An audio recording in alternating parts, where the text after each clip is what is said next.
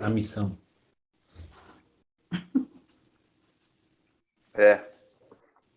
Muito bem, vamos orar. Deixa eu ver quem está aqui, que eu não dei bom dia ainda.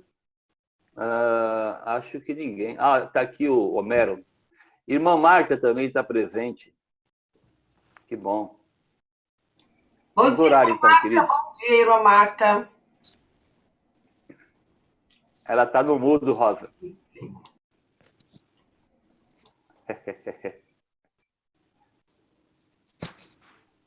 Bom, vamos orar. Depois vocês vão ter que tirar do mudo aí, né? Para responder as perguntinhas que eu vou fazendo, tá bom? Então vamos orar. Senhor nosso Deus, mais uma vez nos encontramos juntos nesta manhã, no dia do Senhor, para estudar a Tua palavra, para compartilhar, Deus, de tudo que o Senhor tem feito nas nossas vidas, do privilégio, Pai, de podermos estudar, de crescermos de verdade, Senhor, na nossa caminhada contigo. Obrigado, Senhor, pelo Teu amor, obrigado pela Tua graça, por essa semana que se findou ontem, por essa que começamos hoje e por este momento tão especial para nós, Deus. Pedimos em nome de Jesus que Teu Espírito nos ensine, abra o nosso entendimento, seja um tempo de alegria, seja um tempo, Deus, de muita alegria, de juntos podermos ter a liberdade de abrir a Tua palavra, de termos um material para estudarmos, especialmente essa área, esse tema, Deus, de toda a realidade da Tua soberania, de como o Senhor controla as épocas, controla as situações, e nós trazemos isso, Pai, para a nossa vida, e como o Senhor também controla a nossa vida, o nosso dia a dia e as circunstâncias do nosso viver. Muito obrigado, porque Tu és um Deus presente, Tu és um Deus envolvido com o nosso dia a dia, com a nossa vida. Muito obrigado por isso, Pai. Isso é a graça e amor do Senhor por cada um de nós. Dedicamos esse tempo ao Senhor e rogamos a Tua bênção por cada um que está aqui, por aqueles que, porventura, ainda irão entrar. Em nome de Jesus. Amém. Muito bem, vamos lá, queridos. Fiquem aí com os seus microfones abertos para que a gente possa responder as perguntas. Estão com o material na mão aí, com a apostilinha que eu estou entregando? Sim. Hoje era a segunda semana. Parte 2. Ok? Parte 2. Aí tem a... Fale, irmã Marta. Eu não recebi. Então a Vanete esqueceu? Esqueci de levar para ela, pastor. Tá. Não tem problema, não. Então hoje a irmã Marta só ouve, e hoje eu entrego para a irmã Vanete à noite no culto, e ela entrega para a senhora amanhã ou depois, tá bom? Fica tranquila. Amanhã eu levo as duas para ela. Sem problema. Muito bem. A página 7 de vocês aí, da apostila, tinha uma tarefinha para hoje. Estão comigo aí, da página 7? Tem algumas respostas que tinham a ver com o material anterior, né? Da página 6 para trás. Tinha que responder aí algumas questões dos governantes, do Império dos Ptolomeus, do Império dos Seleucidas e da Era dos Macabeus, relacionar a coluna, as duas colunas. E depois, sobre a dominação romana. Na verdade, eram questões para nós entendermos um pouco mais sobre este período, que foi o período entre o Antigo Testamento e o Novo Testamento, o chamado período do silêncio, né? Para que a gente aprendesse um pouco mais sobre esses 4 impérios aí. Na verdade, não são 4 impérios, né? Só os Ptolomeus, Seleucidas e os romanos. Os Macabeus não chegaram a ser um império, foi mais uma resistência, né, aos romanos. Então, vamos lá. Quem quer responder aí? Império dos Ptolomeus, qual foi o local? Egito. Egito, muito bem. Local, Egito. Ptolomeus. Ptolomeus também era como se fosse um título. E aí tem dois governantes. O que eles fizeram? Quais foram as realizações do Ptolomeu Filadelfo e do Ptolomeu Filópater? Eu coloquei que o Filadelfo promoveu arte e desenvolvimento e desenvolveu o império em todos os aspectos e as escrituras hebraicas traduzidas para o grego. E o outro, Ok. eu coloquei... Deixa eu Não, pode continuar, Rosa. Continua, Rosa. Eu coloquei que ele retirou o privilégio dos judeus, multou, começou a persegui-los. Eu coloquei isso, não sei se está certo. Exatamente. Essas são as duas respostas. Promoveu as artes, desenvolveu o império, traduziu as escrituras, isso Filadelfo, e o Filópater retirou os privilégios e multou e perseguiu duramente os judeus. Por que é importante nós sabermos essas coisas, né? Porque vocês podem ver aí que, na época do Filadelfo, né, ele traduziu as escrituras hebraicas para o grego.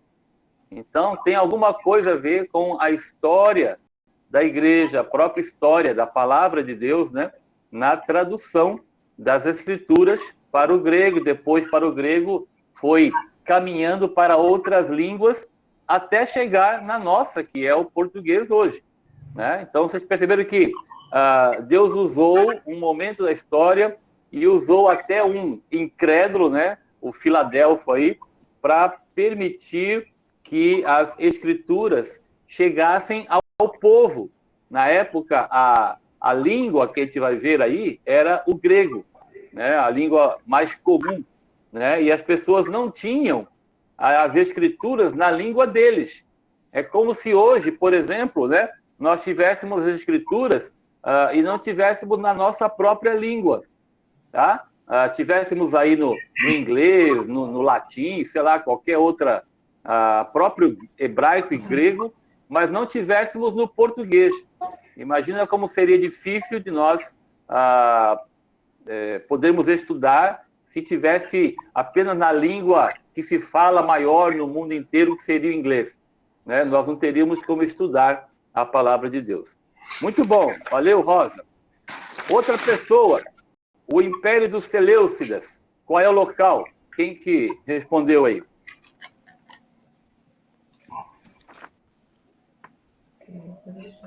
Foi na Síria, na Palestina? Isso, na Síria. O local é Síria.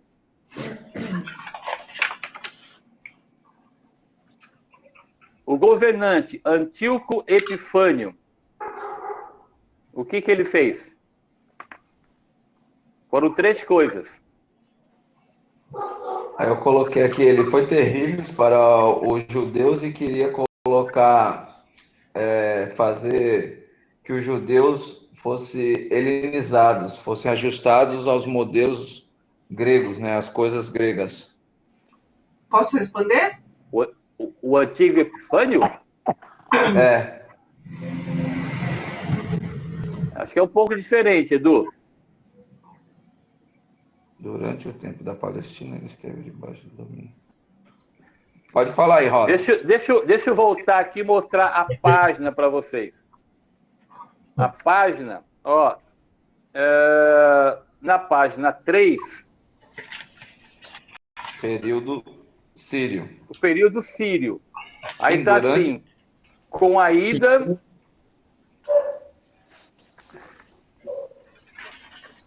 O Antíoco Epifânio, como ele falou, teve profundas dificuldades judeus. O Edu está certo. Ele foi terrível para com os judeus, fez de tudo para helenizá-los. Você respondeu só isso, Edu? Ou tem mais coisa? Não, tem mais coisa, mas eu só coloquei só isso, só. Mas tem mais legal. coisas Achei aqui. Que... Entendi. Então tá certo. Tá? Ela só está incompleta, mas tá certo. Isso. O que mais que ele fez? Aqui é maior aqui a situação aqui que está escrito, e ele até ia colocar, porque ele também, ele invadiu, ele fez que tinha morrido, depois voltou, aterrorizou os judeus, e invadiu o templo. E o outro, quando tentou invadir o templo, ele foi aterrorizado, ele ficou aterrorizado, não conseguiu. O Santo dos Santos. Uma pergunta que eu ia fazer, porque só os sacerdotes poderiam entrar no Santo dos Santos. E um tentou e foi aterrorizado, não conseguiu. E o outro conseguiu. Foi porque foi nesse tempo que Deus não falava com o povo de Israel, os 400 anos, pastor? Ou não tem nada a ver? Bom, tem as duas coisas a ver com o que você falou. Tem um tempo em que realmente o chamado período de silêncio, né? Em que Deus não fala. Quando fala período de silêncio, significa que Deus não levantou o profeta. Sim. Exatamente assim. Quando fala de silêncio é porque Deus não levantou o profeta. Deus continuou com o povo, Deus falando ao povo, Deus agindo, né, na vida do povo, tanto a história que você compartilhou aí, mas quando fala silêncio, a ideia principal é de que Deus não levantou o profeta. Então não tinha ninguém falando em nome de Deus. Entendeu? Entendi. Termina com Malaquias. Então Deus levantou Malaquias, o profeta, papapá. Depois Deus silenciou por conta de tudo aquilo que Israel havia feito. Então Deus silencia, Deus não levanta profeta, não tem nenhum profeta falando em nome de Deus, e por isso é chamado o período do silêncio. E houve esses dois episódios que você falou aí, né? Um que, na verdade, faz um grande atentado contra os judeus, né? Ele entra no Santo dos Santos, sacrifica uma porca, que é um animal imundo, né, para os judeus, né? Então, ele, para demonstrar toda a própria realidade do desprezo e da própria perseguição que ele estava fazendo para com os judeus, ele faz aquilo que é inimaginável para um judeu, que é alguém entrar no Santo dos Santos, né? Isso só poderia, claro, pelo sumo sacerdote, mas ele, pela própria realidade de ser o império na época, né, ele faz aquilo que ele sabia que seria a pior coisa para os judeus. Não apenas entra onde ele não poderia entrar, mas ele sacrifica uma porca e esparge o sangue pelo edifício. Então ele mancha toda a realidade, mancha o edifício, mancha o Santo dos Santos. Por isso que você vai ver que depois os macabeus, eles fazem, então, a questão da restauração, né? Porque o templo havia sido profanado, né? O Santo dos Santos. E aí, então, a própria festa da dedicação que nós falamos semana passada é a festa dessa restauração do templo. E aí tem um outro episódio que você comentou, de que alguém tentou entrar também nessa realidade do Santo dos Santos, né? Mas ele não conseguiu. Mas aí não foi exatamente no Santo dos Santos, né? O episódio anterior que você falou é que os judeus foram presos numa espécie de hipódromo, né? E aí ele queria, enfim, queria ver se ele matava os judeus e não conseguiu, né? E aí esse outro Ptolomeu aí, né? O Filópata, ele achou que isso era um sinal de Deus a favor dos gentios e Sim. parou de persegui-los, né? Então, essa realidade... Ele colocou assim, os judeus junto com os elefantes embriagados, né? Isso, exatamente. Ele ia matar todo mundo e não aconteceu isso. Exatamente. O do Santo dos Santos, este episódio foi realmente um sacrilégio que aconteceu, né? Tanto que alguns intérpretes, quando vão estudar Daniel capítulo 9, Daniel capítulo 11, Mateus 24, Lucas 22, que vai falar do abominável da desolação, essa expressão que é usada lá na palavra de Deus, eles identificam este episódio aqui tá? De alguém entrar no Santo dos Santos, sacrificar uma porca, derramar o sangue no edifício, tá? Como este abominável da desolação, né? Foi um episódio tão terrível para os judeus que muitos identificam como este episódio, tá? Mas não é, porque este abominável da desolação é o episódio que vai acontecer lá na grande tribulação e diz respeito ao anticristo. Mas para você ver como este episódio foi marcante na vida dos judeus, tá? E vai preparar, nós estamos falando aí de preparando o mundo para a vinda de Cristo, né? Vai preparar também para a própria realidade dos macabeus, para aquilo que acontece logo depois, que é a era macabeia. Muito legal, estou gostando de ver que vocês têm estudado. Muito bom. Seguindo aí, então, quem quer continuar? O Edu falou da perseguição, né? Ele sitiou Jerusalém e massacrou 40 mil judeus. Imagina a realidade quando isso aconteceu. Entrou no Santo dos Santos, aspergiu o sangue de uma porca, e ele fez uma terceira coisa, que alguém escreveu aí? Pastor, eu escrevi aqui, não sei se vou fazer que dê a irmã Úrsula, não sei se está certa. Proibiu cultos, sacrifícios e a circuncisão. Ok. Ele fez mais uma coisa. Alguém escreveu? Sitiou Jerusalém dos judeus. Isto. Falta uma. Tem mais? Não.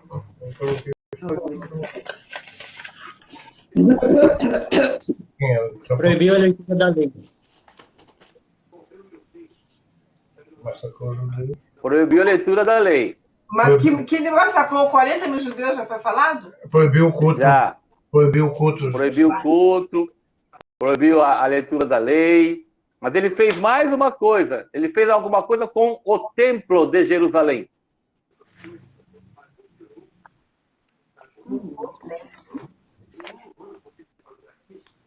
Qual a porta já falou?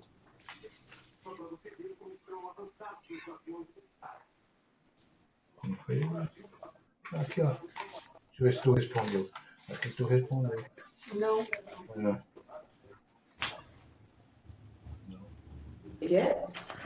Pastor, ele passou o templo a ser de Zeus, de Olímpio, é isso? Isso. Muito bom. Ele fez do templo de Jerusalém um templo do Zeus Olimpo. Ele transformou o templo de Jerusalém num templo pagão.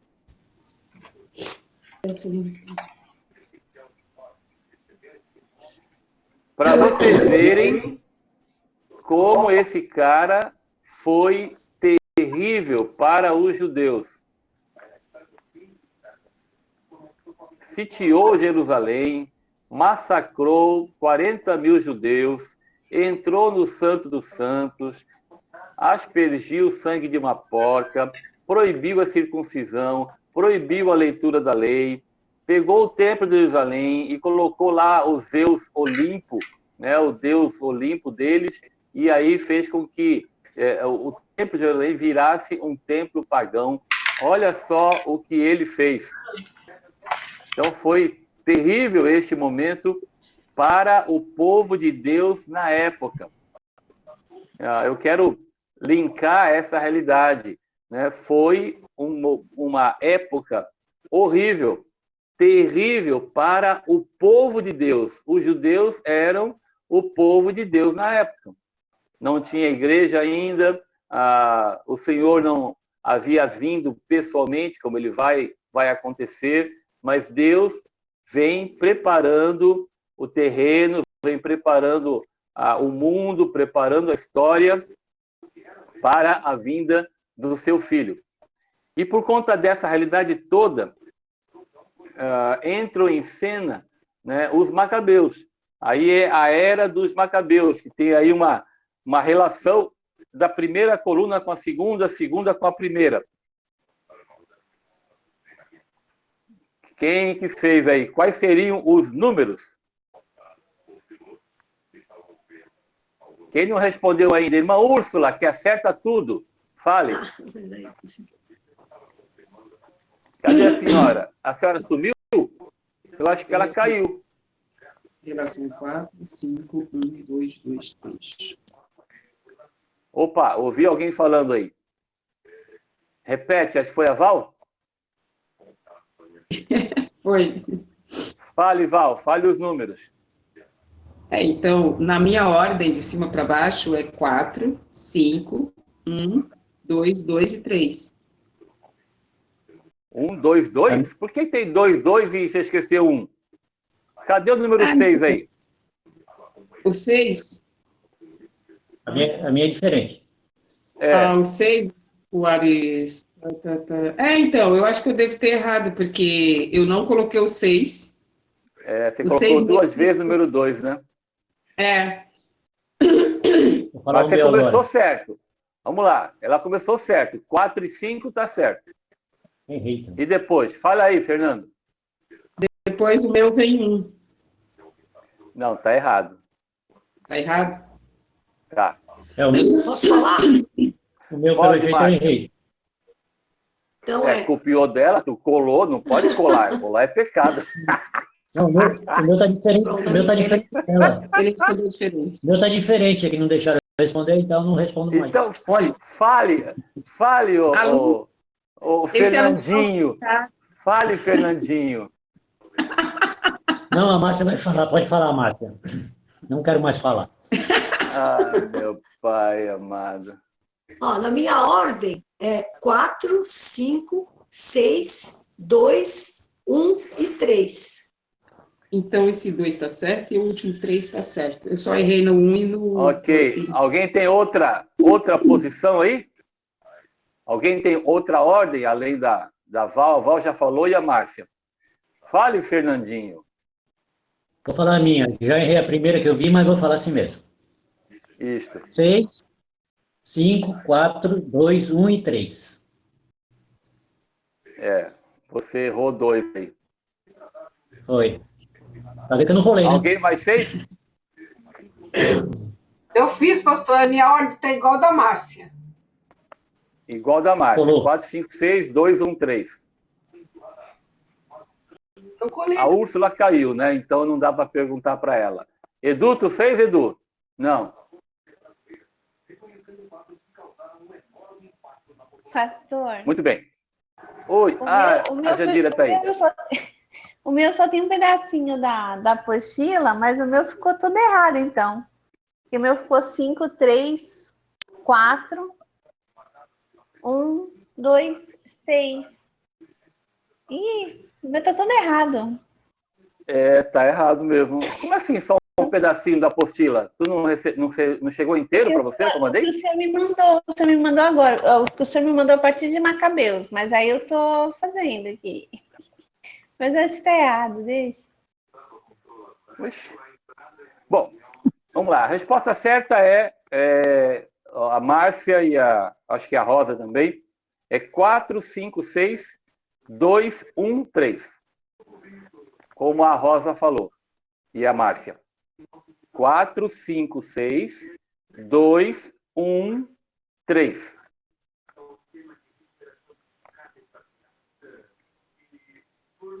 Isso aí realmente é bem simples. É só fazer a leitura de praticamente um parágrafo e fazer a relação.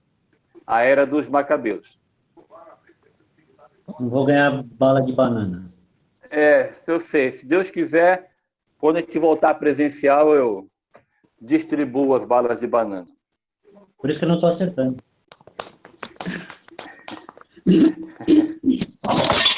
Vai esperar só quando for presencial para acertar, né? Muito bem, dominação romana. Agora eu quero ver. Vamos falar um pouquinho. Hircano, o que ele fez? Qual é o acontecimento relacionado a ele? Isso aqui, queridos, nem é interpretação de texto, tá?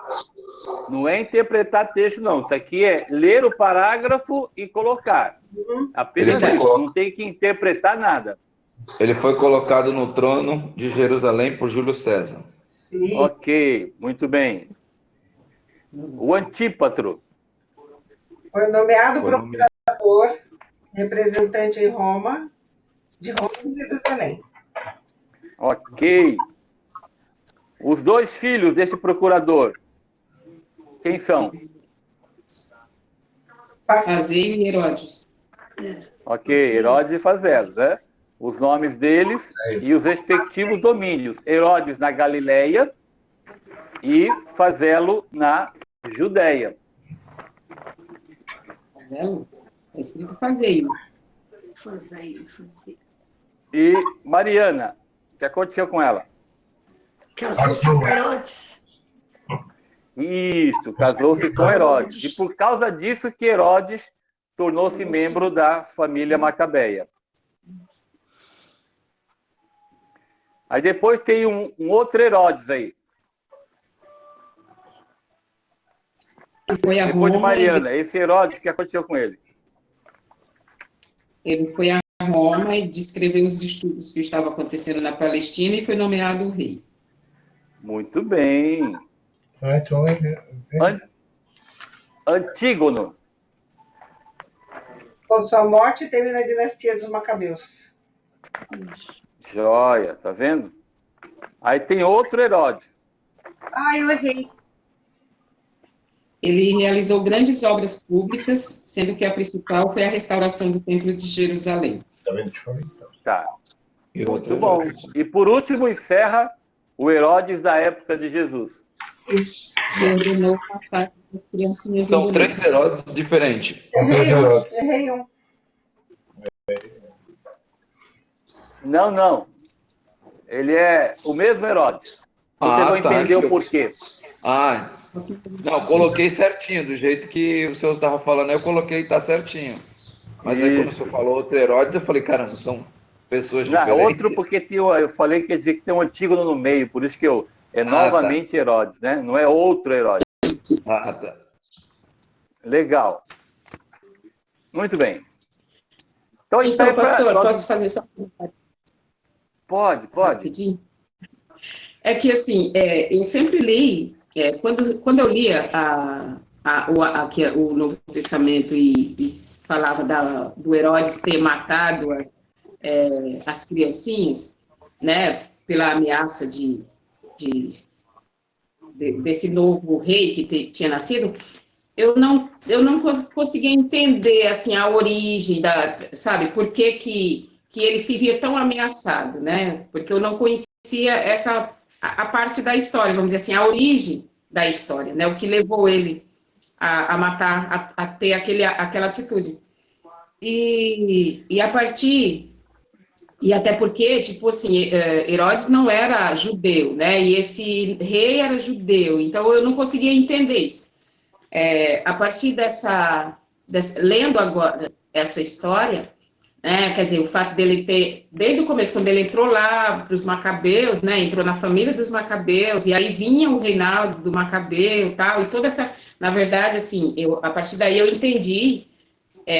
esse medo, esse terror, essa ameaça que era para ele, qualquer um que ocupasse, né, que ameaçasse o trono, né, quer dizer, a vaidade dele era tremenda, que levou ele a matar a esposa, que levou ele a matar os próprios filhos, né, o cunhado, e quer dizer, ele já vinha de uma ordem de massacre, né, ele já tinha matado o cunhado, já tinha matado a esposa, os filhos, e quer dizer, qualquer um que atravessasse o caminho dele, ele era completamente obstinado por esse trono.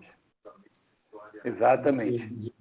Então, só aí eu consigo, assim, a dimensão dessa obstinação dele, né? Porque, na verdade, matar as crianças não era o primeiro, vamos dizer assim, ameaça ao trono dele. Ele já vinha de uma série de massacres.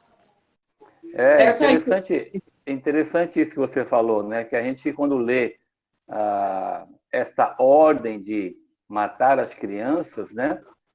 Parece tão absurdo, mas aí conhecendo a história dele, né? O que ele fez antes para manter o trono dele, né? Não é tão né? Ainda que seja muito estranho, né? Muito absurdo, mas aí, conhecendo um pouco da história, dá para entender que para ele matar a criancinha não era algo tão difícil para quem já matou os próprios filhos, né? Sim. Matar os próprios filhos, né? Então, é realmente terrível a história deste homem.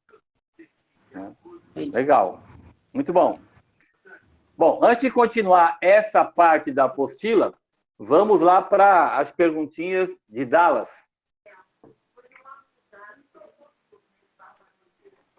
A parte 2 que vocês fizeram foi sobre o ministério de João Batista e o tempo de teste de Jesus, né?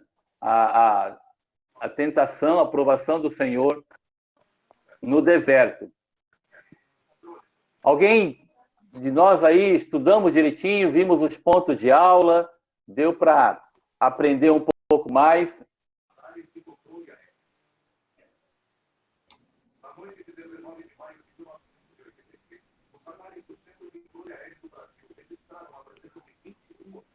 Foi tranquilo a leitura? Vocês conseguiram ler também as passagens bíblicas? Sim, sim. Para antes de nós irmos para as respostas? As perguntas são bem simples, como eu falei para vocês, né? Mas o objetivo maior mesmo é nós olharmos a parte das passagens bíblicas, né? E irmos acompanhando o que a gente chama da harmonia dos evangelhos, né? Vocês leem nos evangelhos as histórias referentes à pessoa do nosso Salvador. Então, tem alguns pontos aí que eu quero destacar com vocês, quero ler, só para a gente, de repente, se tiver alguma pergunta, alguma consideração, algum comentário, queria deixar aberto para nós aí, tá? Então, quais seriam os pontos de aula, né? Vou ler com vocês. O arrependimento foi uma nota-chave na pregação de João Batista, assim como foi para os profetas do Antigo Testamento. Deixa eu fazer uma perguntinha que eu acho que vocês já responderam em outro momento. Mas eu vou perguntar. Se João Batista estava pregando sobre o arrependimento e ele batizava, né, aqueles que se arrependiam, pergunta, como você explica o batismo de Jesus?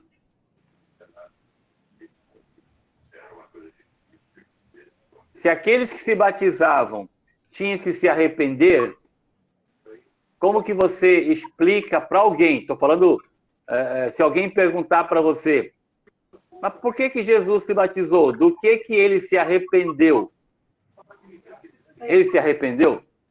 Por que ele se batizou? Não foi para dar exemplo, não? Para dar exemplo? Exemplo do quê?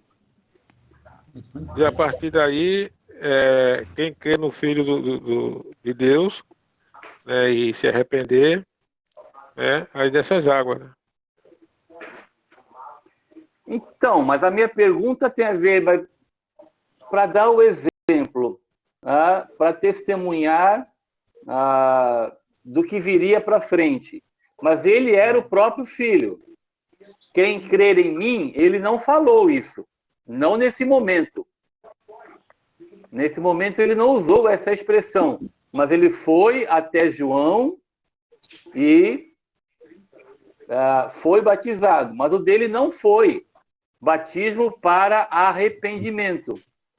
Se não foi batismo para arrependimento, foi batismo para quê? Para exemplo, como o Homero falou, para dar o exemplo. Quem mais? Ele se batizou para se colocar na condição de igualdade com os homens ali, na condição de igualdade enquanto homem. Ele não tinha pecados, mas eu entendi assim, ele batizou para se colocar para descer, vamos dizer assim, ao nível do homem ali. Se colocar na condição de igualdade.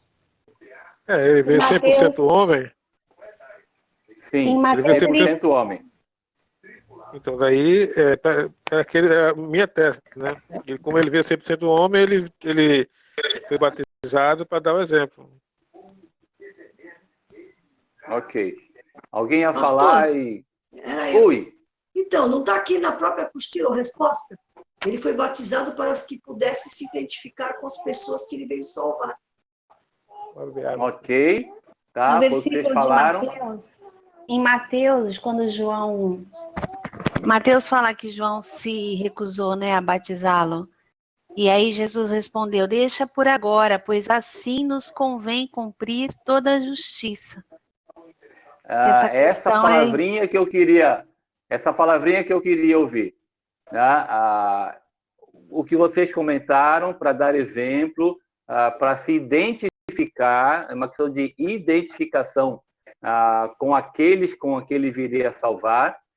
Mas a parte mais teológica, vou dizer assim, né, é essa questão, para cumprir toda a justiça. Né? Quando nós somos batizados, né, há também esse entendimento, nossa parte, de que esse batismo que estamos participando é porque em Cristo foi cumprida toda a justiça. Né? Então, nós estamos firmados, nós somos justificados por conta da justiça de Cristo. Então, ele foi batizado para mostrar que nele se cumpre toda a justiça, como diz aqui em Mateus 3, que a Jandira levantou para a gente, tá bom? Então, ele fala, nos convém cumprir toda a justiça. Então, quando alguém perguntar para vocês essa questão do batismo, lembrem disso, a identificação, né, com o ser humano, o exemplo, o testemunho que vocês comentaram, então tem a ver com a identificação e tem a ver com a questão de cumprir toda a justiça. São essas duas respostas que nós temos que ter na nossa mente, tá bom? Essas duas já respondemos biblicamente por que Jesus foi batizado. Não é uma questão de arrependimento, né? Mas uma questão de identificação e de cumprimento, né? Cumprir toda a justiça. Muito bom. Preciso continuar aqui. Ao contrário de outros, já falamos, batizada para identificação, as tentações ocorreram enquanto ele estava jejuando no deserto. Satanás queria, claro, com certeza, atrapalhar a dependência de Jesus do Pai e a sua fidelidade. Os cordeiros sacrificiais da Páscoa original libertaram o povo da escravidão física. Desta forma, o sacrifício de Jesus libertaria o povo de Deus da escravidão do pecado.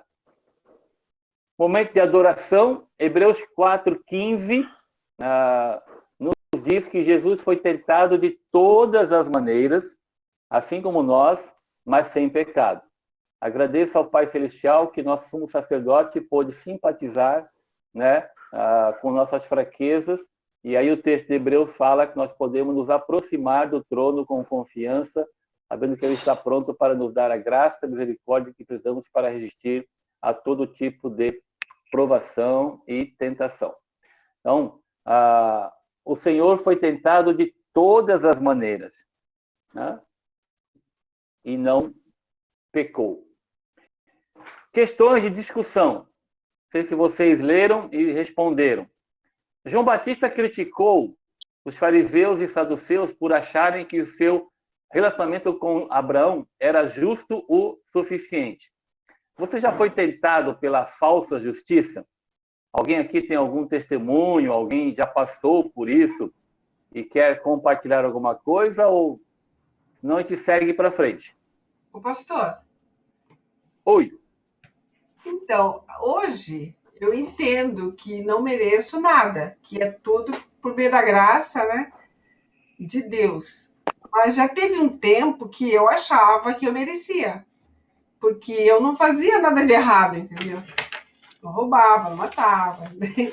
Ia à igreja, né? Participava das missas, essas coisas. Então eu achava realmente que eu ia para o céu, porque eu não fazia nada que fosse errado, sei lá. Eu pensava assim, dessa forma. Depois é que eu vim entender que não merecemos nada mesmo, né? Então eu acho que eu posso falar isso.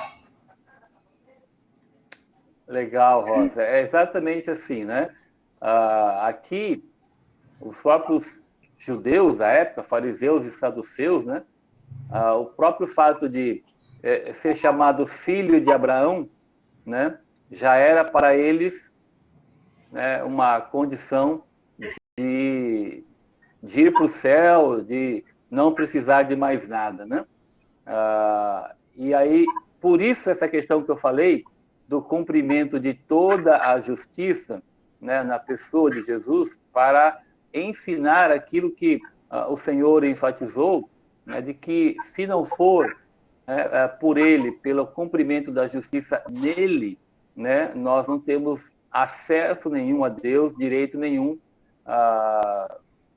ao Senhor, né? Então, é como você falou também, eu pensava assim também, Rosa, né? Eu também, até alguém me apresentar o Evangelho, eu achava que estava tudo bem comigo, né? Vocês percebem que as mensagens, né, que Satanás coloca no coração da humanidade, essas ideias, né, que vem acontecendo, já não é de hoje, é de muito tempo, mas essa ideia de que todo mundo é filho de Deus, né? Todos os caminhos levam a Deus, né? Tudo isso é para mostrar, né, de que há algum tipo de merecimento, né? Se você tiver uma vida boa, uma vida tranquila, não fizer isso, não fizer aquilo, né? Tá lá no céu, né? Tem um lugar garantido para você no céu, né? E a Bíblia fala que não é desse jeito, né? Então é importante pensar, assim como a Rosa falou, né? Sempre que a gente achar que tem algum tipo de merecimento, sempre que a gente achar que Deus nos deve alguma coisa, né? Porque você faz isso para Deus, Deus tem que retribuir para você.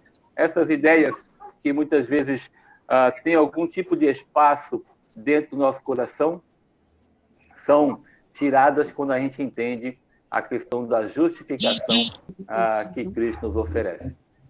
Muito legal. Tem crente que vive assim ainda hoje, que acha que está no céu e os outros ainda não chegaram lá, né? É verdade. Ainda Vê tem a gente muitos que pensam assim.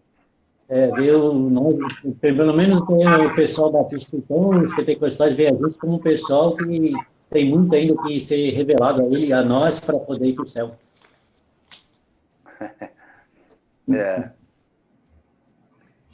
Muito bem, João Batista deu passos de ação prática para diferentes grupos na multidão. Materialmente ricos, né? Cobradores de impostos, soldados.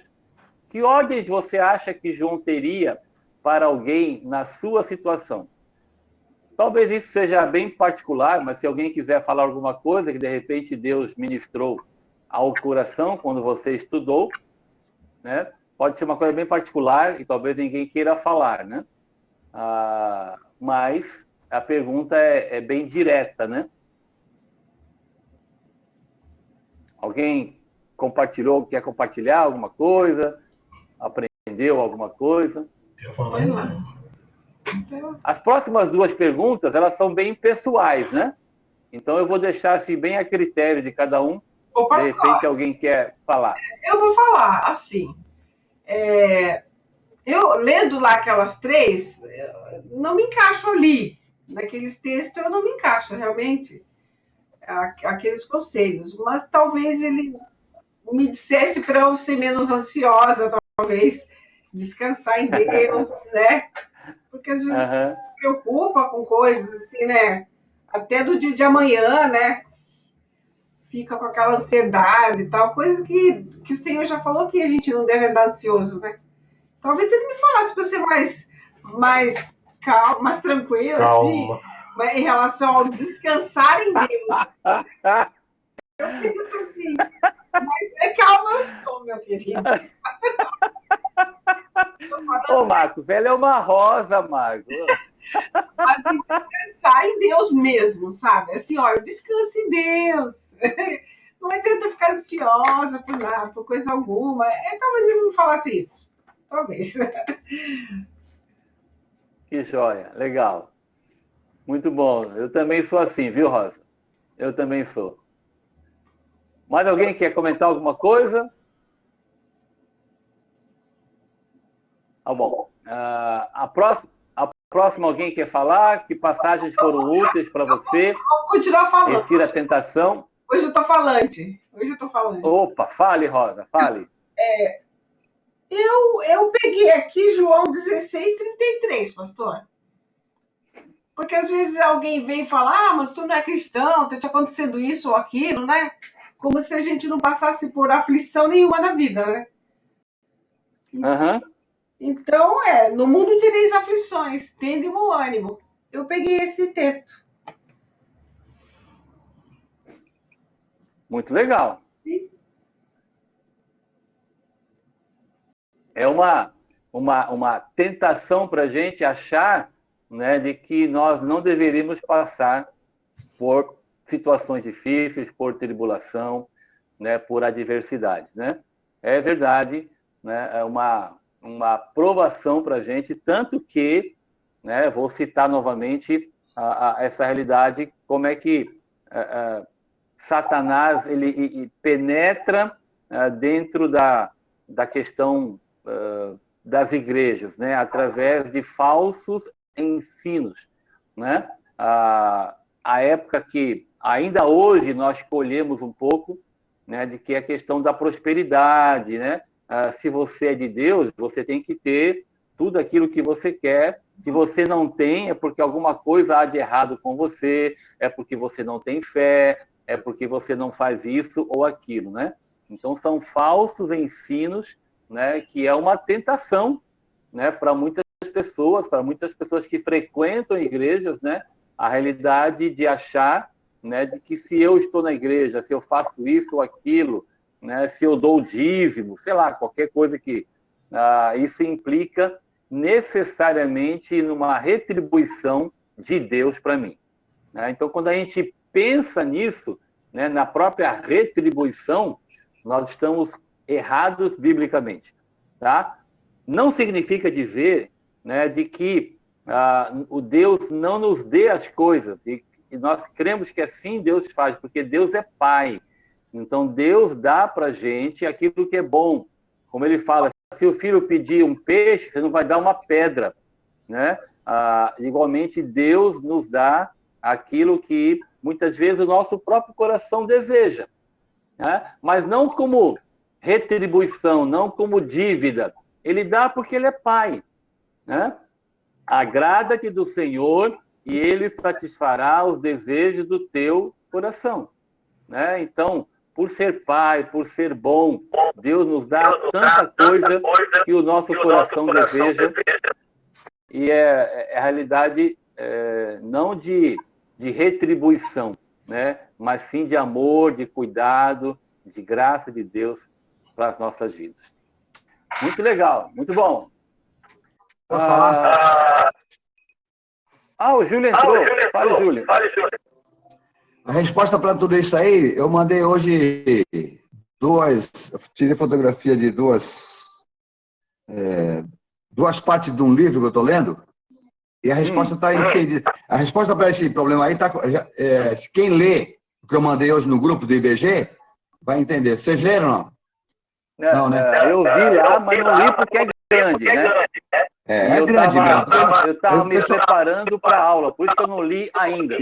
Eu só vou ler só um pedacinho só, depois o pessoal que quiser que leia, falou? Todas as pessoas... Resume.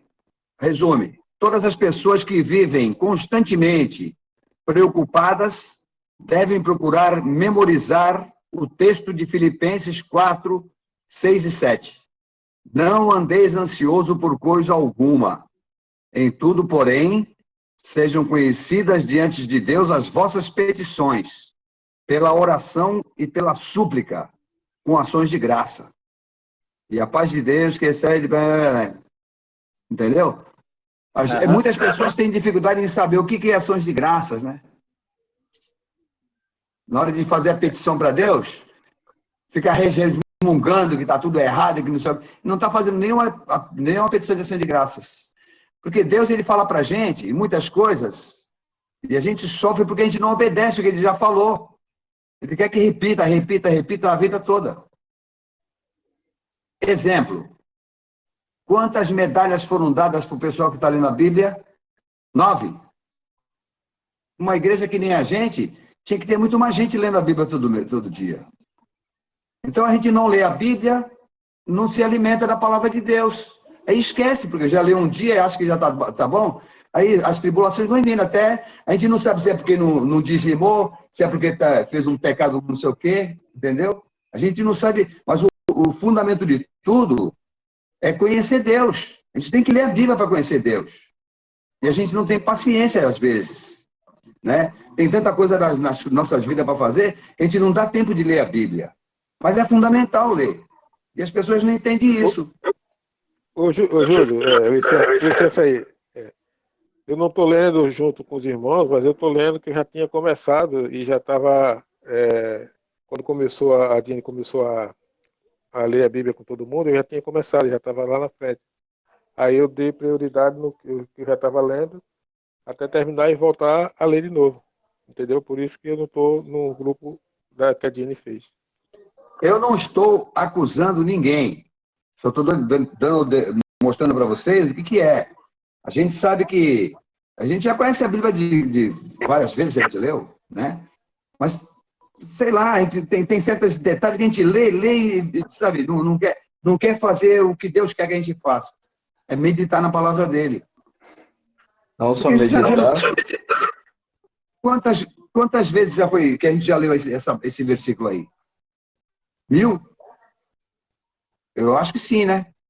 Eu acho, Júlio, que não é só também estar lendo, mas também tem que praticar. Tem muitas pessoas que leem e não praticam aquilo que está escrito. Por isso que tem essas dificuldades na vida. Entendeu? Concordo contigo também. Tu está falando assim, eu não estou querendo acusar, colocar o dedo na cara de ninguém. Eu sei que eu sou errado também. Mas tem muitas coisas que a gente erra de bobeira. Né? A gente fica, na hora de falar com Deus, a gente fala, mas não fala do jeito que tem que ser falado. Se a gente falar da maneira correta, Deus ele vai entender a gente. Mas para a gente falar da maneira correta, a gente tem que entender que Ele já pediu para nós 1000 vezes para a gente conhecer Ele. Mas a gente não lê a Bíblia quase sempre. Isso que é o problema. Minha opinião, né? Ok, queridos. Deixa eu seguir aqui.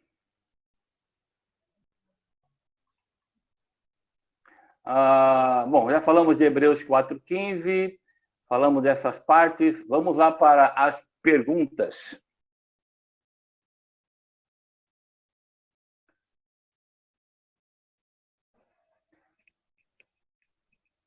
Primeira perguntinha.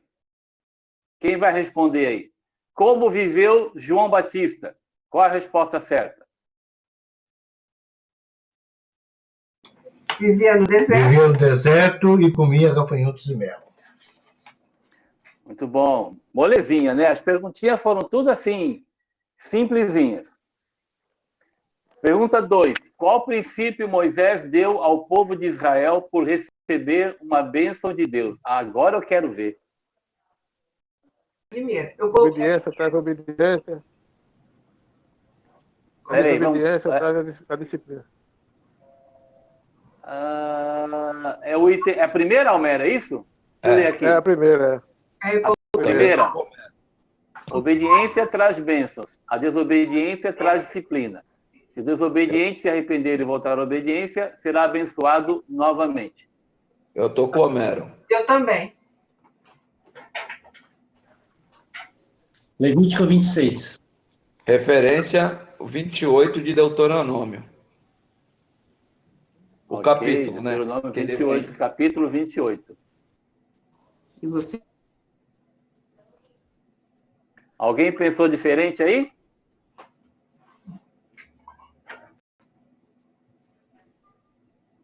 Não, né? Então é a primeira. Primeiro. Tá bom. Pergunta 3. Quais das seguintes afirmações são descrições precisas do batismo?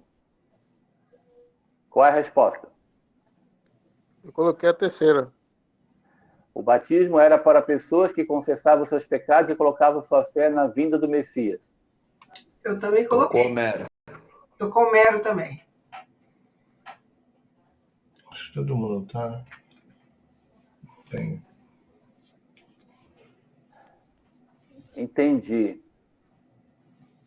Não tinha batismo antes de João?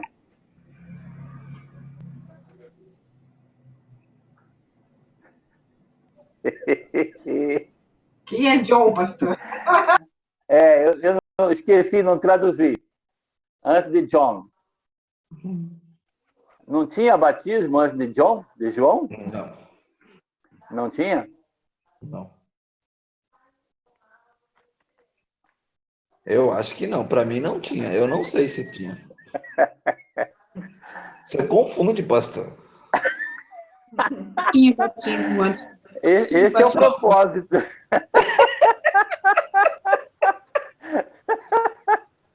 No meu entendimento, não tinha. Biblicamente não tinha. Biblicamente não tinha. A teóloga falou que biblicamente não tinha. Não, é que sim, para quem leu a Bíblia inteira sabe, não viu em nenhum momento batismo, só acontecia a apresentação das crianças no templo só. E tudo era feito a partir do Espírito. Então, esse batismo nas águas, no rio, no caso lá, começou com João Batista. Com João, preparando o caminho para o Messias, que depois veio ali o batismo para arrependimento dos pecados, porque daí passou a ser, né, o batismo a partir do arrependimento dos pecados e aceitar, então, reconhecer o Filho de Deus, o Messias, reconhecer Jesus como o único Senhor e Salvador. A vinda do Messias. O João Batista não anunciava a vinda do Messias? Sim. Então, por isso que eu respondi essa terceira resposta aí. Ok. E os prosélitos? E os prosélitos ali, não era judeu. Quando eles chegavam, né, e se batizavam, não era para separar da velha comunidade, do velho Deus, da velha sociedade? Não. Batismo não é para isso? Batismo não é para isso, não. Não inventa moda. Eu já tenho dificuldade de aprender, aí você me dá esse nó todo. Com esse professor aí confundindo. Ele gosta dessas coisas, Homero. É apenas para que vocês sejam convictos. Eu estou perguntando assim só para deixar vocês assim, não, é isso mesmo. Né? Porque se alguém quiser mudar vocês não mudem. É por isso que eu estou brincando com vocês. Ok, a terceira. Aquele 7 mergulhos não foi batismo não, viu? Eu nem lembrei disso, não ia perguntar. Muito bem. A quarta. O que a voz do céu disse quando Jesus foi batizado? Essa é facinha, né? É o segundo? É o segundo. Este é meu filho, a quem eu amo. Com ele estou muito satisfeito. Ok? Tranquila, né? Essa resposta. Eu só não entendi muito satisfeito. Eu acho que a tradução é bem de hoje, né?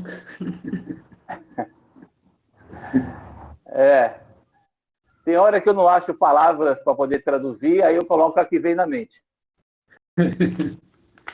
Era só colocar este é o meu filho amado em quem tenho prazer, porque me comprazo vem do prazer, não? Mas eu também posso dizer que Deus se satisfez, Deus ficou plenamente satisfeito com a obra do seu filho, né? Não sei. Pergunta 5. Oi? Eu acho que a NVT está satisfeito. É? Eu acho que sim. Está satisfeito também. Tá vendo? Então, Val, tá vendo só, Val? Eu traduzi de acordo com a NVT, Val, tá vendo? Não, tudo bem, mas em quem tem o prazer, Deus tinha plenamente prazer em Cristo, por isso ele falou em quem me comprazo. Então, não é que eu não aceito a sua tradução, eu aceito. Muito obrigado, muito obrigado. Muito bem, pergunta 5. Qual dos seguintes não é um dos testes que Satanás deu a Jesus no deserto? Difícil. Muito difícil. Muito difícil. Muito... Transformar água em vinho? Eu tenho que ver essas traduções de hoje aí, viu? O que o Homero respondeu? Transformar. O segundo, não, água em vinho. Não é o do teste. Ah, tá. Mas ele não transformou água em vinho, Homero? Sim, mas o Satanás não deu esse teste para ele. O Satanás mandou ele se curvar, né? Ele transformou água em vinho quando? Ele transformou água em vinho no casamento. Ah, no casamento. De quem? É verdade. De quem? Quem casou naquela época? Como é que era o nome da noiva? Dos padrinhos. Faz tanto tempo que eu não lembro.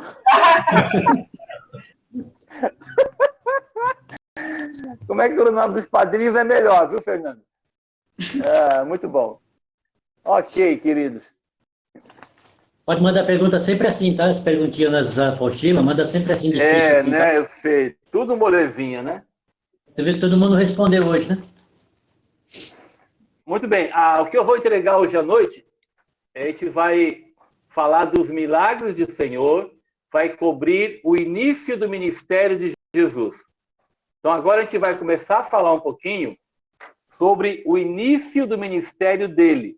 Como eu falei para vocês, vocês vão ver junto comigo nessas semanas, né, de que o ministério do Senhor tem o início, ele tem um auge, né, ele cresce a um auge da popularidade, depois essa popularidade some, né, ele decresce, né, na visão das pessoas, tá bom? Mas vocês vão ver isso juntos nesse material que a gente está entregando para vocês estudarem. Muito bem. Vamos lá, então, para a página 8 da... Oi, Fernando, fale. Não, para ele perder de Barrabás, ele está bem desacreditado.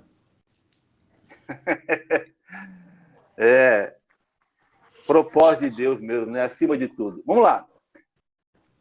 Página 8, vamos lá. Vamos ver se a gente fecha 8, 9 e 10, que é o que vocês responderam. Vocês estudaram, na verdade.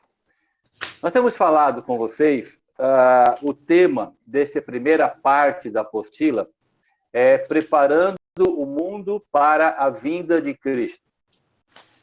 E este é o tema, né? Como é que Deus fez, preparando o mundo, preparando a história e a própria realidade geográfica também, espiritual, né? Para a apresentação do Evangelho, né? E para a própria realidade antes da vinda do Filho de Deus. Então, estão comigo aí na página 8 da apostila, tem um tema aí em cima falando na hora certa, né? O Senhor veio na hora certa. Deixa eu fazer uma perguntinha assim bem rápida. Oi. Gálatas 4:4?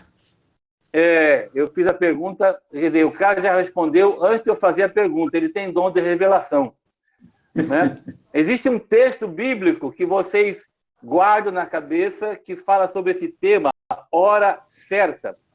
Gálatas 4:4. Leia aí, Fernando, por favor. Vindo, porém, a plenitude do tempo, Deus enviou seu Filho em Jesus Cristo, né? Ok. Vindo, porém, a plenitude dos tempos, isto é, o kairós de Deus, né? A hora certa em que o Senhor veio a este mundo. Mas Deus é tão bom que Ele preparou, né, o cenário, Deus preparou o mundo para a vinda do Senhor. A igreja nasce, então, no primeiro século, né, aproximadamente no ano 30, no dia de Pentecostes, sob a liderança dos apóstolos do Senhor Jesus. Os primeiros cristãos eram judeus. Guardem isso aí para nós sabermos, né? Os primeiros cristãos eram judeus da Palestina. Depois, a nova fé ela foi se espalhando, né, tanto entre os judeus que viviam fora da Palestina, como também entre os gentios que viviam no Império Romano e até mesmo fora dele. No primeiro século de existência, a igreja alcança um crescimento extraordinário. Parece, entre aspas, né, que tudo está preparado para que o evangelho tivesse uma rápida propagação. E alguns fatores contribuíram, né, para que o evangelho tivesse este grande crescimento. O texto aí que foi lido, Gálatas 4:4, vindo, porém, à plenitude do tempo. Deus enviou seu Filho. Deus, em Jesus Cristo, se introduz na nossa história no momento exato, na hora certa, aonde ele pudesse exercer o maior impacto possível sobre a história de uma forma até então impossível. Vocês vão ver aqui, junto comigo, nessas questões que eu falei, né, da geográfica e espiritual, tantas coisas que Deus preparou as condições no mundo da época para que a propagação do cristianismo fosse favorável. Então, tem algumas contribuições que eu quero ler com vocês. A primeira, né, o mundo estava debaixo de um império romano. A gente pode falar assim, puxa, isso é muito ruim, né? Um império, né, que nunca é bom, né? A própria ideia de um império, né? Mas há algumas contribuições dos romanos que vieram favorecer a propagação do evangelho. Então, o que eu quero destacar com vocês é como é que Deus, soberanamente, é um Deus presente na história e ele controla, né? Ele administra a história do jeito que ele quer. E no nosso caso aqui, ele permite o Império Romano soberanamente, porque os romanos iriam contribuir com coisas que a gente nem poderia imaginar.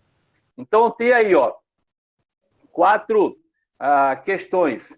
Primeira, a unidade política, né? Uma maior uniformidade possível, sem violar excessivamente os costumes de cada país.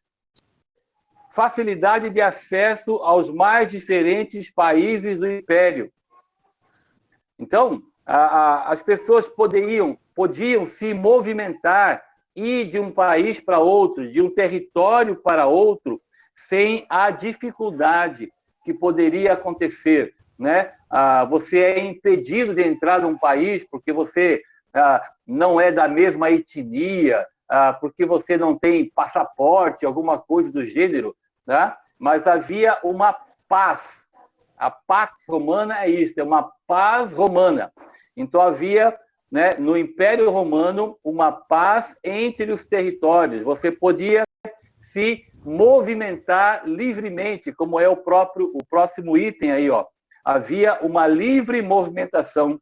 Os soldados romanos mantinham a paz nas estradas. Não havia mais piratas no Mediterrâneo. O que havia antes do Império Romano, né, com os romanos, os piratas sumiram do Mediterrâneo.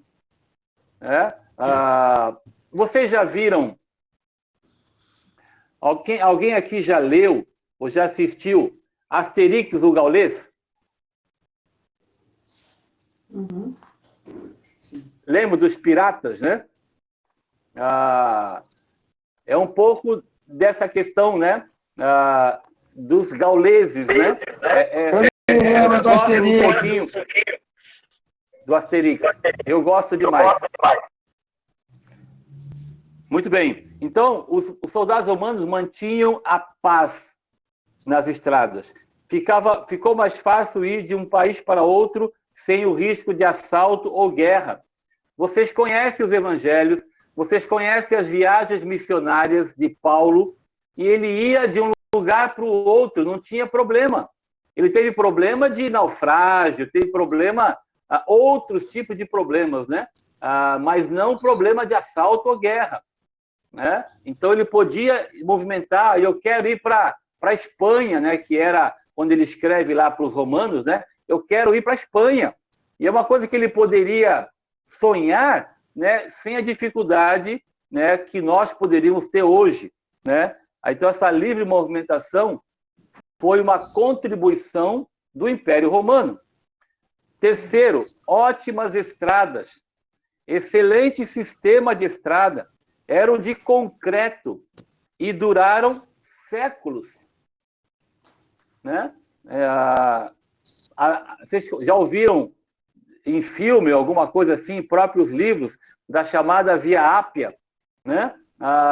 Se você for em Roma, né, for na parte da Itália, você vai ver estradas, né, com aqueles blocos que existe até hoje, né? Um resto, né, de estrada 2000 anos depois. Tem aqueduto em Roma que dura até hoje.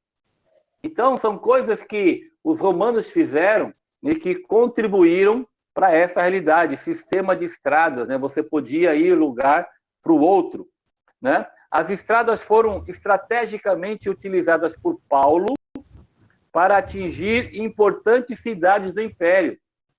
Tá? Então, essa realidade da livre movimentação e das estradas boas, né, foi um instrumento de Deus. E na parte espiritual, né, as religiões de mistério. O povo romano estava frustrado com essas religiões. A humanidade estava procurando uma fé mais pessoal que a levasse a um contato mais imediato com a divindade. Antes dos romanos, foi o Império Grego. E o Império Grego tinha o chamado panteão, né, que eram vários deuses. E a ideia que era disseminada na época é de que os deuses, muitas vezes, estavam irados com o povo. Então, você precisava apaziguar os deuses dos gregos, chamado panteão grego, tem também uma espécie de panteão romano, uma quantidade menor, né? Mas vocês conhecem as histórias, vocês veem lá de Atos 17, lembra de Paulo na viagem lá em Atos 17? Tinha todo e qualquer tipo de Deus, até o chamado Deus desconhecido, que vocês conhecem a história. Então, essa frustração com essas religiões e com a própria religião grega que veio anteriormente, foi um facilitador para a mensagem que iria ser pregada pelo Evangelho. Essa contribuição dos romanos, a contribuição dos gregos, a língua, né? Depois das conquistas de Alexandre, o grego passou a ser a língua franca, a língua comum, né, da bacia oriental do Mediterrâneo. Os povos dessas regiões utilizavam o grego para comunicar-se entre si. Então, você sabe como é que Deus usou o Império Grego, né? Eu já falei para vocês como era o estilo, o jeito de Alexandre o Grande, né? Ele procurava helenizar os povos conquistados. Então, você podia ficar com até a tua própria religião, só que você teria que ter a cultura grega, você teria que assimilar a cultura grega e, automaticamente, a língua grega. Então, Deus usou isso aí, né, para que depois, quando o Evangelho se estabelecesse, né, a língua comum era uma língua só. Vocês sabem como é que é hoje a dificuldade, né, para você pregar o Evangelho em outra nação, outra língua. É bem complicado, mas imagine a facilidade. Aonde você ia, você tinha podia falar a mesma língua, né? Eu estava lendo um livro que falava sobre essa realidade dos apóstolos e também do próprio Senhor Jesus Cristo, né? Ele defendeu a tese de que os apóstolos eles eram trilíngues. Quais línguas eles falavam? O que vocês acham? Eles eram trilíngues, quais línguas eles falavam?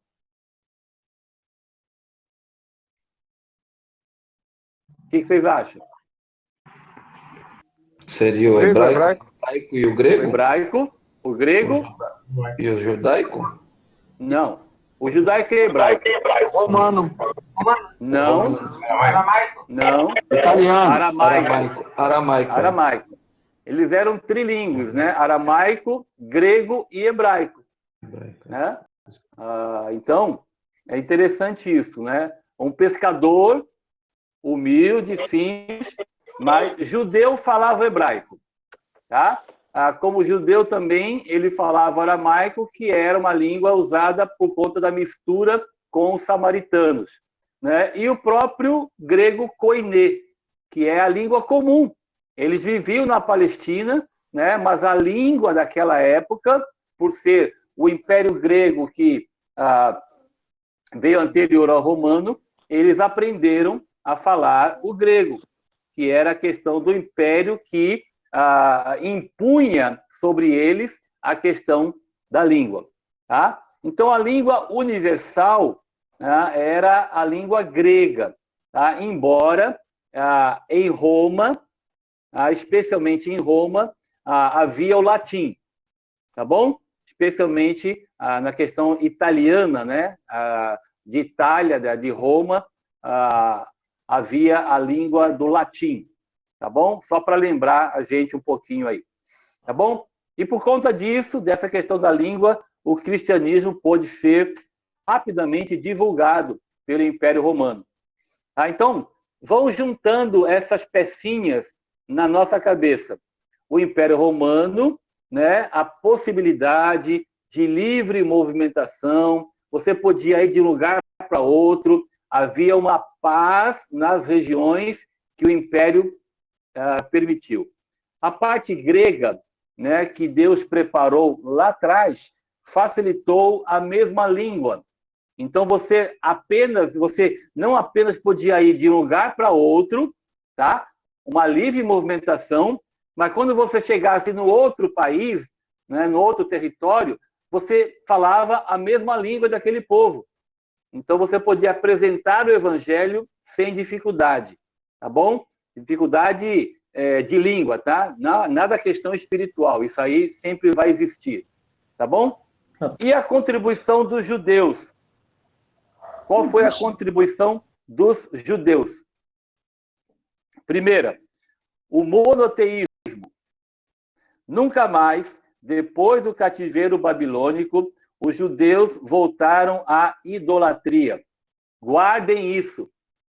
Isso cai em prova. Não, estou brincando. Tá? Guardem isso. Depois do cativeiro babilônico, os judeus não voltaram para a idolatria, que foi o causador deles irem para o exílio. Tá? As sinagogas espalharam o monoteísmo no império. Onde, vocês sabem dizer para mim, aonde começou as sinagogas?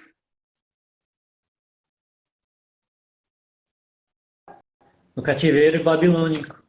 No cativeiro babilônico. Né? E por que Fernando ou mais alguém aí, por que elas se iniciaram? Qual foi a razão de começar uma sinagoga?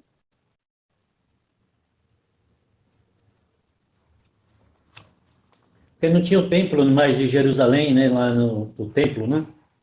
Isso, muito bem. Parabéns, cara. Né? Como eles não tinham o templo, né, em Jerusalém, então eles tinham que se reunir de uma outra maneira. Né? Então eles criaram a palavra sinagoga, sinagogue, significa reunião junto. Né? Então eles estavam juntos, né, para poder adorar a Deus. Então começou por conta da ausência do templo e começou no cativeiro babilônico. Muito bem. E elas se espalharam, né? Onde tinha judeu, eles criavam uma sinagoga. Diz os historiadores que bastavam 10, né, judeus, né, ou um pouco mais talvez, mas 10 judeus já poderiam criar uma sinagoga, né, ter um tempo juntos. Aí vocês percebem que o ministério de Paulo, né, aonde Paulo ia em primeiro lugar? Na sinagoga. Na sinagoga. Então ele ia lá porque ele sabia que tinha judeu reunido e como existia a possibilidade de um grupo pequeno para criar uma sinagoga, então elas se espalharam muito facilmente. Então, a realidade do monoteísmo. Monoteísmo, o que é? Adoração apenas um Deus, tá bom? Mono, um, teísmo, Deus, tá? Então, só para lembrar o que é o monoteísmo. Segunda contribuição, o sistema ético. O judaísmo ofereceu ao mundo o mais puro sistema ético da época, dando uma nova perspectiva moral e espiritual, facilitando a pregação do evangelho. A despeito da própria realidade, né, que nós estudamos no Sermão do Monte, de que a ética deles era uma ética ainda que falha, mas era uma ética que tinha fundamentos bíblicos. Tá? Era uma ética vinda dos 10 mandamentos. Então, temos que lembrar disso, né, de que a ética deles era fundamentada na ética de Deus, nos 10 mandamentos. Embora eles, né, abusavam um pouquinho e criaram interpretações desses mandamentos, nós já até falamos sobre isso. Mas eles, porque a ética deles era fundamentada na palavra e nos 10 mandamentos, tá? Então era o mais puro da época, tá bom? E que tem resquícios até hoje. Terceiro, o Antigo Testamento. O povo judeu preparou o caminho para o cristianismo, oferecendo à igreja em formação um livro sagrado, já pronto e completo. O Antigo Testamento utilizado pelos apóstolos ao anunciar o Evangelho. Tá? Então, o Antigo Testamento era a Bíblia dos apóstolos. O Antigo Testamento era a Bíblia que Jesus lia nas sinagogas. Então, este Antigo Testamento era a palavra que eles estavam transmitindo, né, até a formação do Novo Testamento, com as viagens de Paulo, com as cartas de Paulo que ele escreveu, e também com os evangelhos, né, que iriam ser escritos pelos 4 apóstolos. Pelos apóstolos, 4 não, pelos apóstolos. E por último, a sinagoga, como eu falei, né, nasceu durante o cativeiro babilônico por causa da ausência do templo. Foi o lugar em que Paulo pregou em todas as cidades por onde passou durante as suas viagens missionárias. E a própria página 10 aí, para nós encerrarmos, a posição geográfica da Palestina. Vocês já ouviram dizer isso, né? E eu vou repetir. A Palestina, ela é o centro do mundo. Não sei se vocês já ouviram sobre isso, mas se vocês pegarem o mapa mundi, né, a Palestina está no centro do mundo. Então, e ela é também, né, era, né, um importante cruzamento que ligava os continentes da Ásia e da África com a Europa por via terrestre. Muitas das batalhas importantes da história foram travadas por conta dessa estratégica região, né? A luta para ter a posse dessa região, que era a passagem de um lado para outro.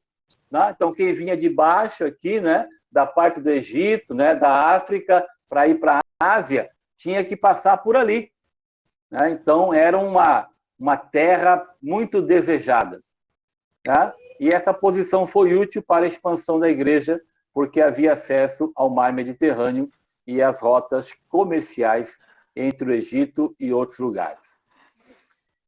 E uma última perguntinha para nós encerrarmos nossa aula de hoje. Vou ler com vocês aí, ó. Você concorda que não existiu um melhor momento na história da humanidade para que Jesus pudesse vir ao mundo? Olhando para o mundo de hoje, com toda a tecnologia e avanço na área da comunicação, não teria sido melhor se o Senhor tivesse nascido no mundo de hoje, com toda a tecnologia que nós temos, aí eu queria perguntar, quais seriam as vantagens? Quais seriam as desvantagens? O que vocês acham? Vocês chegaram a ler essa pergunta? Responderam alguma coisa?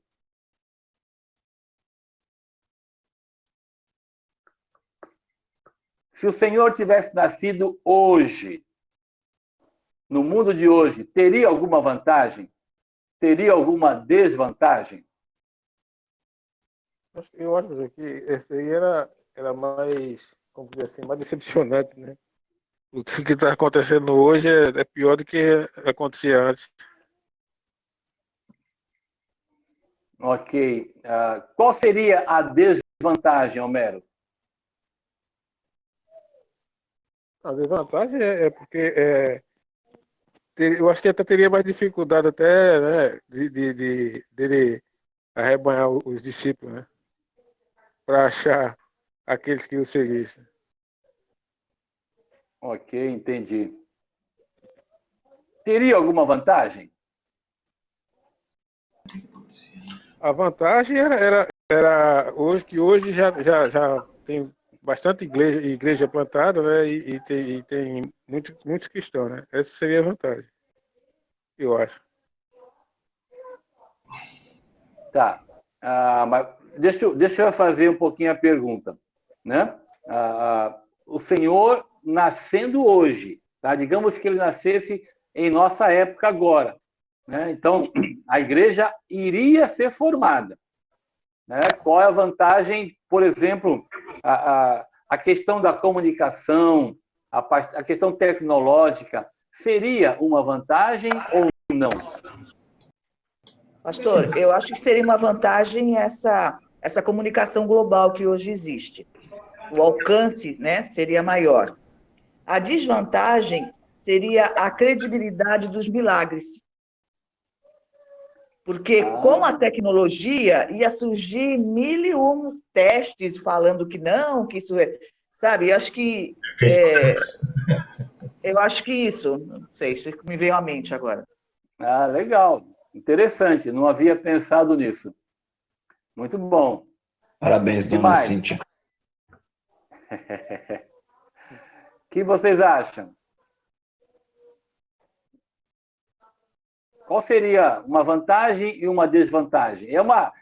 Queridos, é pura discussão, tá bom? É pura conjectura, né? É só para pensar um pouquinho. Só para gastar o tique e o teco aí.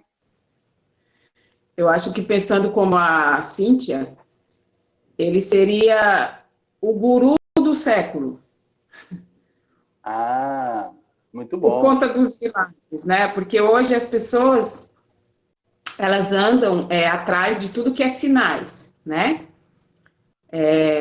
E eu acho que seria... Eu acho que tudo que foi falado aí é verdade, assim, em matéria né, da facilidade, né, de hoje, essa globalização mesmo, os recursos tecnológicos, tudo. Estou só emendando o que a Cíntia, reforçando o que a Cíntia falou.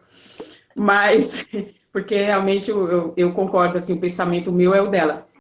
Mas eu acho que a grande desvantagem era exatamente isso, separar, né, o Cristo, o Filho de Deus, o Santo, né,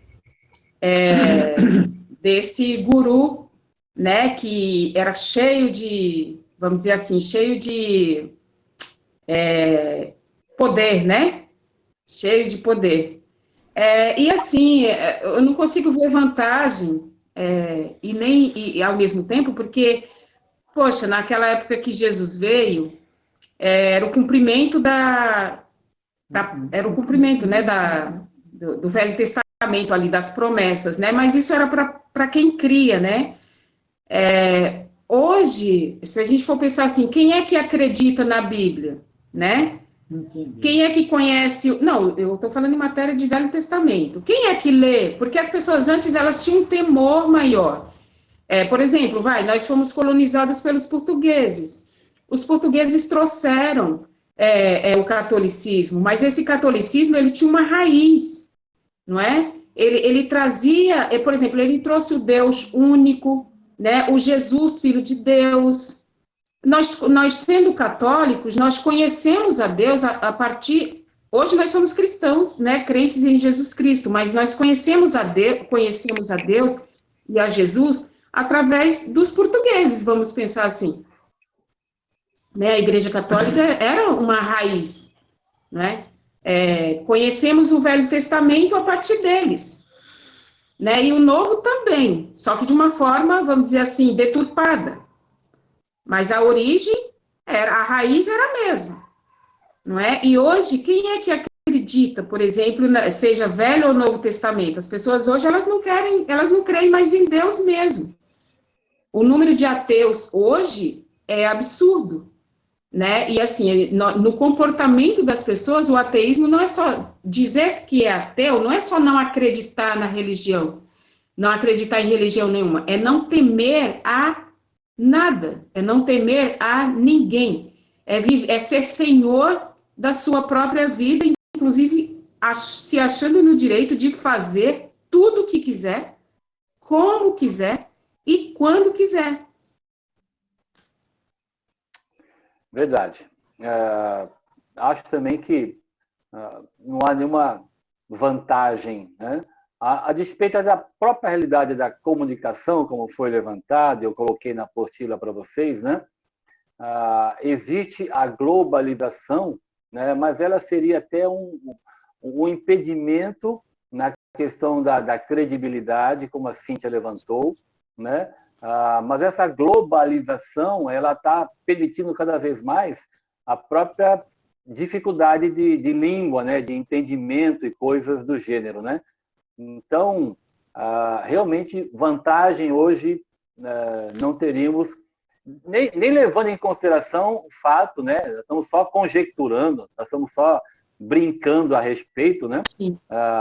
Nem levar em consideração o fato de que Deus colocou para nascer naquela época, né? E ele preparou o terreno. Esse terreno, se nós fizermos uma comparação da maneira que Deus preparou o terreno, então, por exemplo, né, romano com a paz romana, né? Hoje nós não temos essa paz, né? A questão dos judeus com o monoteísmo, né, com a verdade. Hoje nós não temos isso. Pelo contrário, nós temos um pluralismo exacerbado, né? A questão dos gregos com a língua.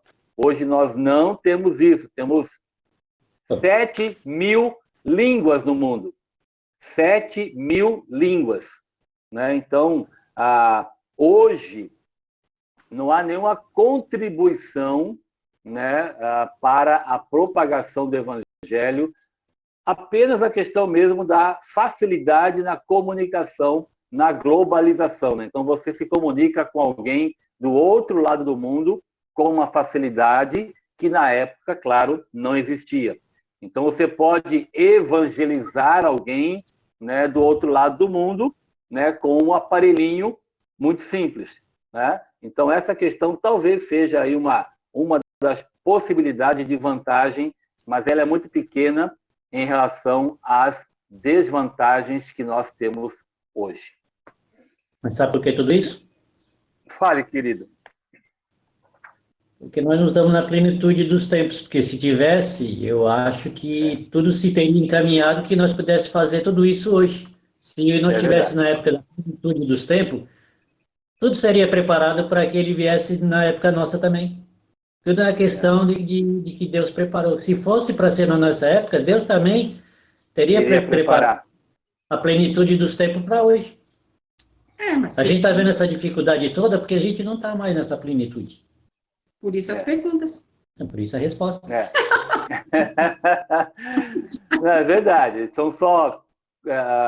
eu fiz a pergunta para nós darmos uma comparada em como Deus preparou o terreno. Como é que Deus preparou o mundo para a vinda do Senhor Jesus Cristo, né? E se Deus tivesse, aí o que o Fernando falou, se Deus tivesse preparado para 2020, né, seria com condições também que só Deus pode fazê-lo, né? Mas o que eu quero destacar para a gente é o que tem a ver com o tema, preparando o mundo para a vinda de Jesus Cristo. Então, Deus preparou para que essa realidade do evangelismo, da propagação do evangelho, da facilidade para a disseminação do evangelho fosse preparada pelo Senhor. Muito legal. É mais fácil para Paulo do que para na época? Tanto que Paulo conseguiu, né, ir para todos os lugares e não teve dificuldade física, né? Como eu falei, né? Mas ele podia ir de um lugar para outro, o que nós não podemos fazê-lo hoje com tanta facilidade. Muito bem, queridos. Eu vou entregar, então, hoje à noite para vocês a semana 3, né, e já o material da apostila para vocês estudarem um pouquinho mais. Eu queria ver se vocês... não sei se eu mantenho isso na apostila. Eu vou mandar um material para vocês hoje que tem a ver com o contexto religioso. Eu quero que vocês aprendam um pouquinho mais sobre os fariseus, sobre os saduceus, sobre os zelotes e sobre os essênios, tá?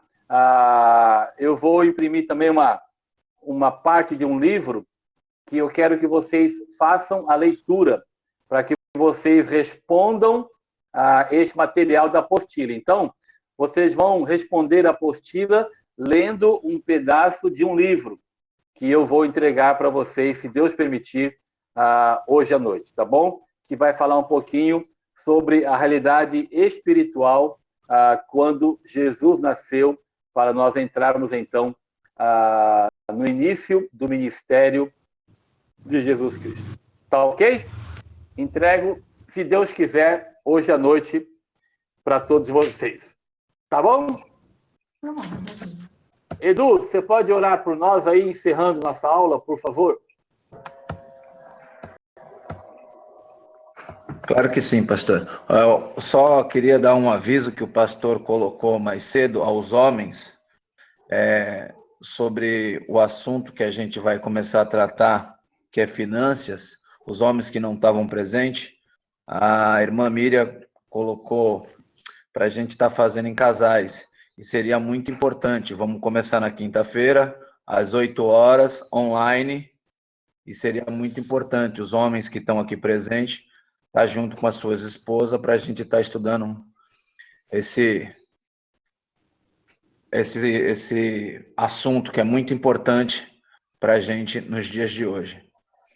Vamos orar? Senhor Deus e Pai, venho pedir a Ti, Deus, muitíssimo obrigado, Senhor, por mais esta aula, Senhor, da Tua Santa Palavra, onde venhamos aprender, Senhor, mais e mais sobre a Tua pessoa, Pai. Pai, que o Senhor, Deus, capacite sempre, Deus, o Teu servo, para que tudo aquilo, Senhor, que o Senhor deu de sabedoria a ele possa estar passando, Deus, para a gente, Senhor, para a gente estar aprendendo mais e mais da Tua palavra, Deus.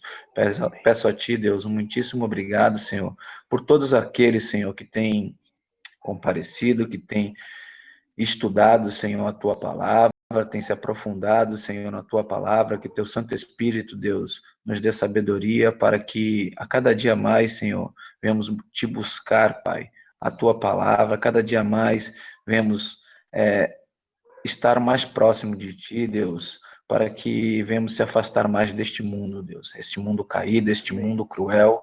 Sabemos, Pai, que este mundo não pertence a gente, Pai. Queremos, Deus, procurar Te agradar a cada dia mais, Deus, através da Tua palavra, que Teu Santo Espírito, Deus, venha nos ensinar, Pai. É o que eu lhe peço em nome santo do Senhor Jesus, Pai. Que o Senhor, Deus, abençoe o dia de cada um dos irmãos que aqui estão presentes, Pai. E que à noite possamos estar juntos, Senhor, na igreja, Senhor, para cultuar a Ti, Pai. Esta é minha oração em nome santo do Senhor Jesus. Amém. Amém. Valeu, queridos.